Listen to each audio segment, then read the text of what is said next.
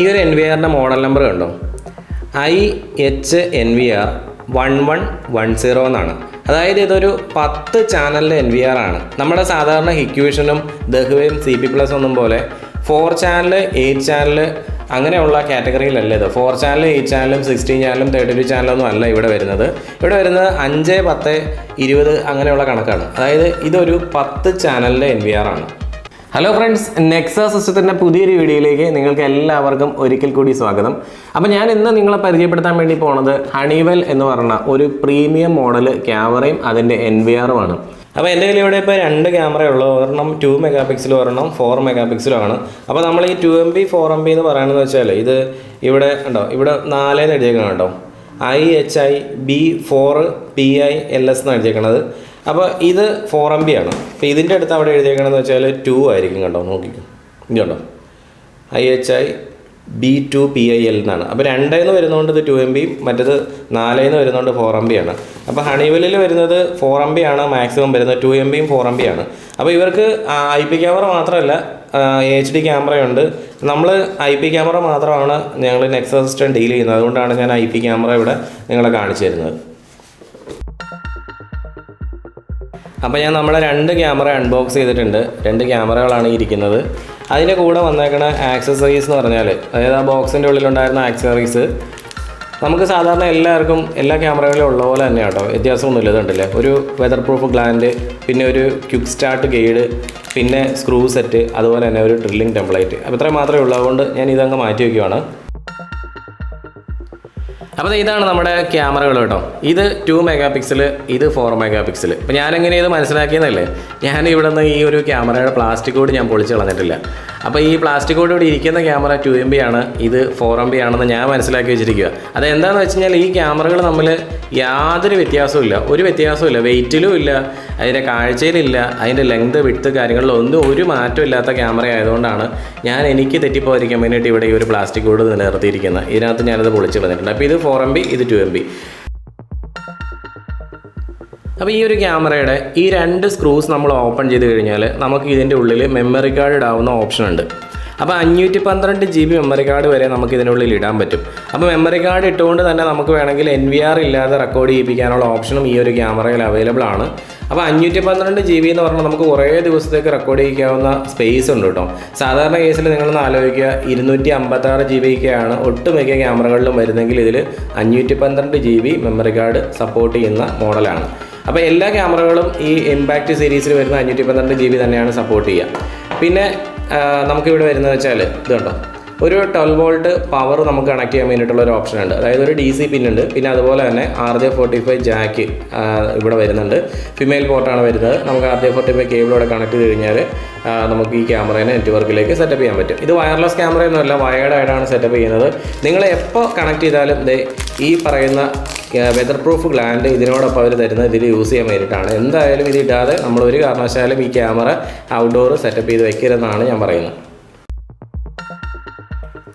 അപ്പോൾ ഈ ഒരു ക്യാമറയുടെ ഈ ഒരു ഏരിയ ഇത് കണ്ടോ, ഇത് നമുക്കിങ്ങനെ പുറകോട്ടേക്ക് ഒരു സ്ക്രൂ പോലെയാണ്. ഇതിങ്ങനെ തിരിച്ചു കഴിഞ്ഞാൽ നിങ്ങൾക്ക് ഈ ഒരു ക്യാമറ ഏത് ഡയറക്ഷനിലേക്കും തിരിച്ചു വയ്ക്കാം കേട്ടോ.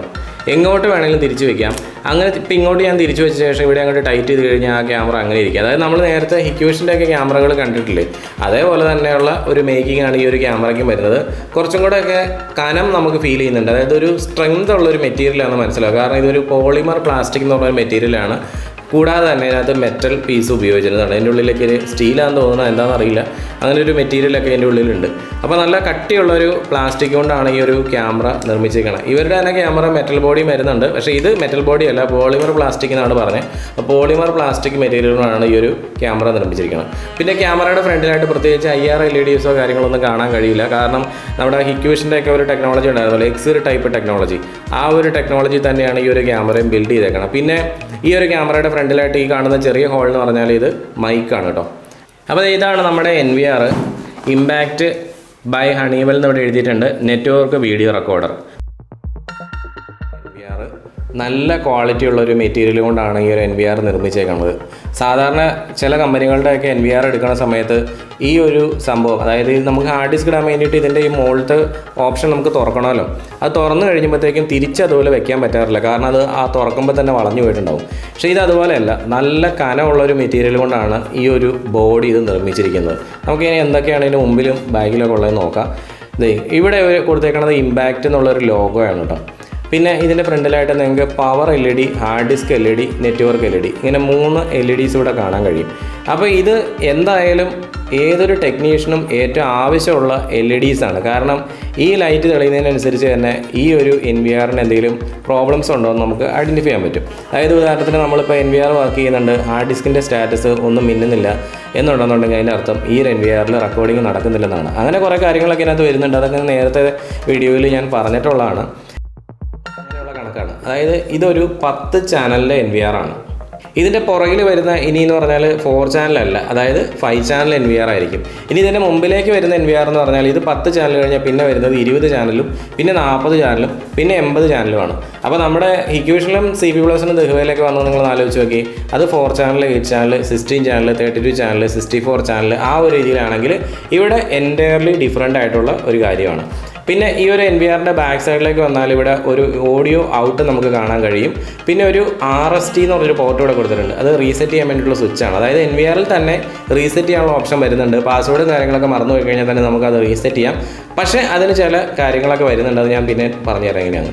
പിന്നെ VGA പോർട്ട് വരുന്നുണ്ട്, HDMI പോർട്ടുണ്ട്, USB പോർട്ട് 2 ഉണ്ട്, USB 2.0 ആണ്, RJ45 ലാൻ പോർട്ട് വരുന്നുണ്ട്, DC 12 വോൾട്ട് കണക്ട് ചെയ്യാൻ വേണ്ടിയുള്ള പിന്ന് വരുന്നുണ്ട്. അതായത് ഈ ഒരു NVR എന്ന് പറഞ്ഞാൽ പ്യുവർലി 4K റെസൊല്യൂഷൻ സപ്പോർട്ട് ചെയ്യുന്ന NVR ആണ്. അതായത് ഈ ഇമ്പാക്റ്റ് സീരീസിൽ വരുന്ന എല്ലാ NVRകളും 4K ആണ് കേട്ടോ. അപ്പോൾ NVRൻ്റെ കൂടുതലൊരു ബോക്സ് വന്നിട്ടുണ്ട്. ആ ബോക്സിൻ്റെ ഉള്ളിലാണ് ബാക്കി കുറേ സാധനങ്ങളൊക്കെ വന്നേക്കുന്നത്. നമുക്ക് സാധാരണ ഉള്ള പോലെ തന്നെ ഒരു ചെറിയ അഡാപ്റ്ററൊന്നുമല്ല, ഇത് അത്യാവശ്യം വലിയൊരു അഡാപ്റ്ററാണ് കണ്ടോ. 40 വാട്ട്സാണ് ഈ ഒരു അഡാപ്റ്ററിൻ്റെ ഔട്ട്പുട്ട് പവർ വരുന്നത്. അതുപോലെ തന്നെ ഒരു പവർ കോഡും വരുന്നുണ്ട്. പിന്നെ വരുന്നത് ഒരു മൗസാണ്.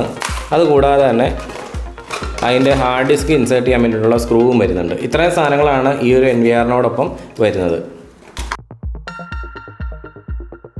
ഹണിവെല്ലിൻ്റെ ഈ ഇമ്പാക്റ്റ് സീരീസിൽ വരുന്ന ക്യാമറകൾക്ക് നമ്മുടെ ഇക്യൂഷനിലൊക്കെ വരുന്ന പോലെ അലേർട്ട് ഫെസിലിറ്റി, ഞാൻ നേരത്തെ അക്യൂസെൻസ് ക്യാമറകളെ പറ്റിയൊക്കെ നിങ്ങൾക്ക് പറഞ്ഞതാണ്.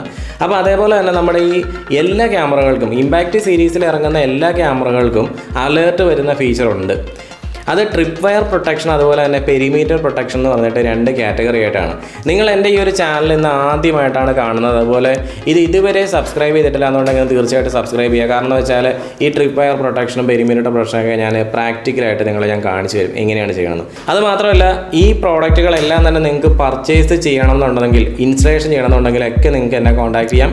താഴെ കൊടുത്തേക്കുന്ന നമ്പറിൽ നിങ്ങൾ കോൺടാക്ട് ചെയ്യുക. കേരളത്തിൽ എവിടെ വേണമെങ്കിലും ഞങ്ങൾക്ക് ഡെലിവറി ചെയ്യാനും അതുപോലെ തന്നെ ഇൻസ്റ്റലേഷൻ ചെയ്യാനും നമുക്ക് തന്നെ നമ്മുടെ സ്വന്തം ട്രെയിൻഡ് ആയിട്ടുള്ള ടീംസ് അവൈലബിൾ ആണ്. അപ്പോൾ എങ്ങനെ എന്തെങ്കിലും ഉണ്ടെന്നുണ്ടെങ്കിൽ നിങ്ങൾ എന്നെ കോൺടാക്ട് ചെയ്യാൻ മറക്കണ്ട. ഓക്കെ.